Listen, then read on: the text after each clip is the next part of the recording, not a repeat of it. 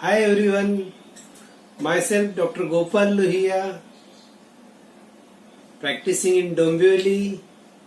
I am homeopath, acupuncturist and Bach flower therapist. Welcome all of you in this group, Pushpa Aushadhi and Bach flower therapy. आता आपण बघूया, अभी हम लोग देखेंगे कि पुष्प औषधि क्यों नाम रखा गया है. वाई पुष्प औषधि? बिकॉज ये फ्लावर से बनाया गया है. The base of all the medicine in this therapy is flowers. And then why Bach flower? Because this therapy is invented by Dr. Edward Bach. Some people pronounce it as a Bach remedy also. So whatever you like, Bach or Bach, anyone can do. So this Edward Bach is from UK, England. He was a physician, surgeon, homeopath, bacteriologist and immunologist. Dr. Bach was a qualified medical doctor, but he also practiced homeopathy. He was not satisfied with allopathy practice of that day, so he started homeopathy. He was not satisfied with homeopathy also, because in homeopathy there is individualization. हर एक patient को in depth study करना पड़ता है, उसके mentals, physicals, generals, past history, family history सब कुछ मिला के बाद में दवाई देते. तो bit complicated, it's not that simple. And what happened in 1917, doctor Bach was sick. He took all the treatment, but he didn't cure. Dr. Bach began a search for a new and simple system of medicine to treat the whole person. He was practicing in London. He was having a very good practice, but he was not satisfied with his practice. So in 1930 he closed his practice and went in a village, and there he started research on the alternative mode of treatment. Then while going to mountains, he observed there are variety of wild flowers on the mountains, and the idea came to his mind, why not to try these flowers? So he collected the flowers and one by one he prepared medicine from them, and he experimented from those flowers. And slowly he evolved near about 38 flowers, and he formed a system of treatment with all these flower medicines. So there are basically 38 medicines in Pushpa Aushadhi system. There is one more medicine. It is a combination of 5 Bach flower medicines known as rescue remedy. It's very important medicine. I will tell you when we will see in details.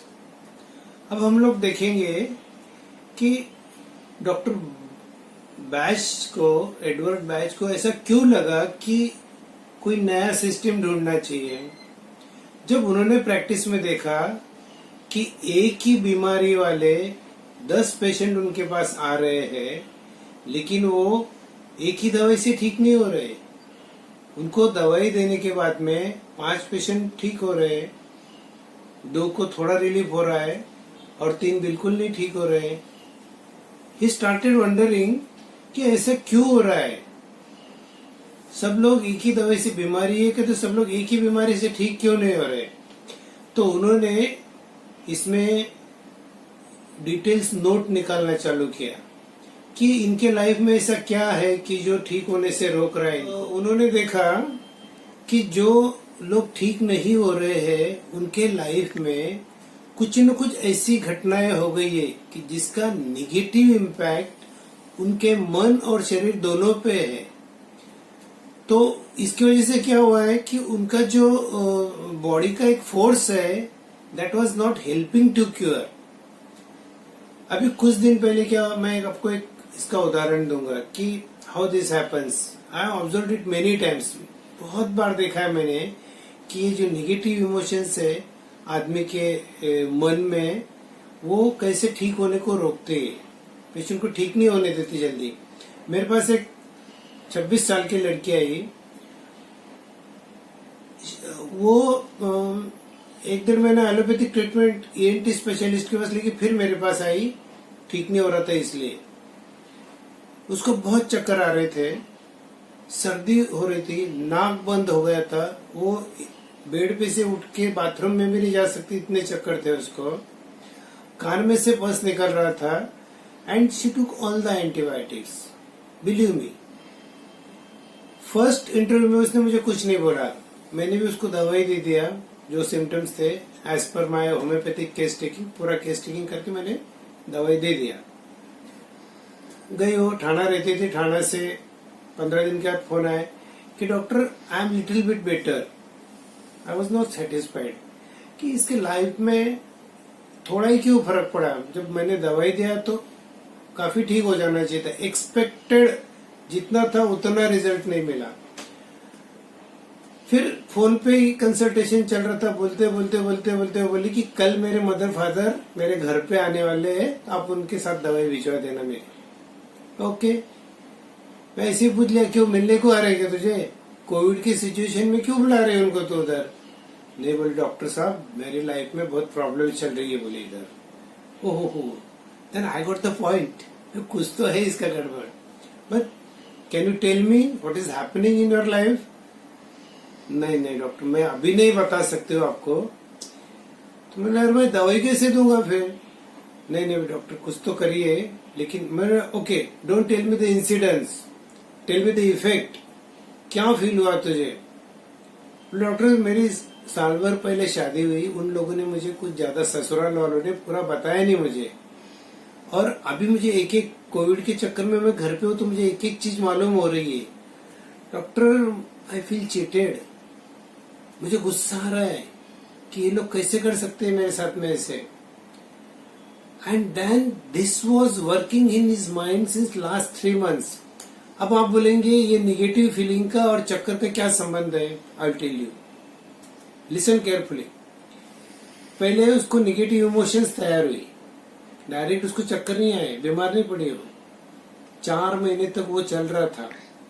जब से मार्च में से घर पे थे, मार्च अप्रैल में जून में भी 4 महीने में, उसके बाद में the negative emotions were there in her mind. उसकी वजह से उसका वाइटैलिटी लो हो गया। वाइटैलिटी लो होने के बाद में, इम्यूनिटी लो होने के बाद में शी गॉट एलर्जी, स्नीजिंग चालू हो गया उसको। स्नीजिंग चालू होकर पूरी सर्दी अंदर बैठ गई है और कान में से आने लगी। कान पकने की वजह से इसको चक्कर चालू हो गए।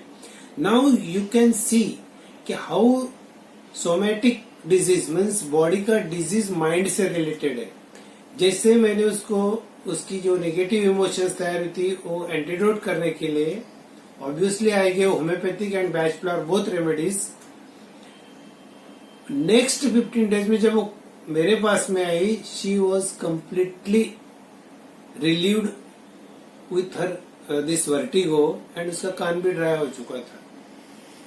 तो दिस इज द इफेक्ट। अब आप भी सोचेंगे कि आपके आजू बाजू में भी ऐसी बहुत सारी केसेस है कि जो ठीक नहीं हो रही। तो डॉक्टर एडवर्ड बाक ने भी यही सोचा कि दिस नेगेटिव इमोशंस जो आदमी के दिमाग में तैयार हो रही, they should be neutralized. Neutralize with what, with some medicines कि जिसका और साइड इफेक्ट न हो। तो और साइड इफेक्ट नहीं होने के लिए that medicine should be natural.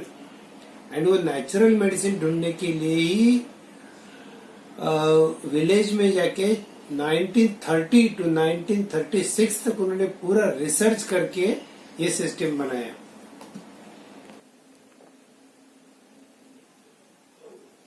Friends, अभी आपको थोड़ी आइडिया आ गई होगी कि what is batch flower medicine, उसका बेस क्या है और दवाइयाँ कैसे तैयार हुई, डॉक्टर एडवर्ड बाग कौन थे। अब ये तो बेसिक हो गया। मेरा आपको एक क्वेश्चन है। हमारे आजू बाजू में बहुत लोग रहते हैं, या हमको भी या हमारे फैमिली मेंबर्स को भी माइग्रेन का तकलीफ रहता है, किसी को रोमेटॉइड आर्थराइटिस रहता है, किसी को एसिडिटी का तकलीफ रहता है, किसी को अस्थमा रहता है, किसी को एलर्जी रहता है, किसी को टॉन्सिलाइटिस रहता है, किसी को नींद नहीं आते रहती है, कोई तो बहुत रेस्टलेस रहता है। तो हम लोगों ने कभी ये सोचा है क्या कि क्यों होता होगा अपने को ये सब? हम लोग क्या करते हैं, कुछ तकलीफ हो रही है, वी गो टू स्पेशलिस्ट और we go to general practitioner, we take medicine, हम लोग दवाई ले लेते हैं, टेम्पररी ठीक हो जाते हैं, कुछ दिन के बाद में वापस वो तकलीफ रिपीट होती है। तो this is my request to you all कि पहले अपने अंदर झांक के देखो कि why this is happening to me, why this is happening all this things to my family, और इसका जवाब क्या आता है इसके बारे में अपन नेक्स्ट वीडियो में डिस्कस करेंगे। Thank you very much, bye.